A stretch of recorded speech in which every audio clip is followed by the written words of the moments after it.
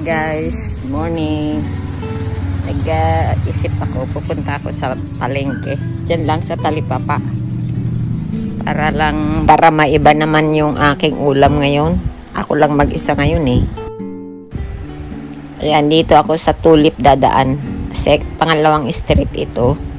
Ayun, dun. Yan, dyan dito na. Malapit lang, kabilang kanto lang yung Talipapa. Ito.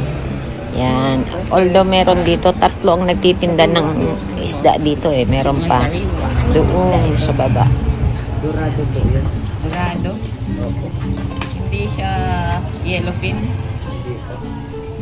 Ito ang masarap na ipangat dito. Ang ano nyo, alimasag, magkano? 450 dyan siya. Ang pusit? 480. Malakas sa ano ang pusit. Pero, teka, titignan ko ito. Eh, dito. Anong tawag dyan?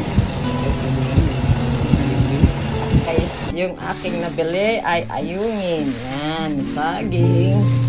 At saka 2 apple. At saka talbos ng kamote. O, kasi yan ang wala ko. So, ayusin ko na para magkain na. Guys, oh.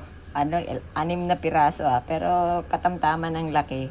Ayungin ang tawag dyan, sarap to. Ibili rin ako ng pandesal dyan. Yan, may pandesal.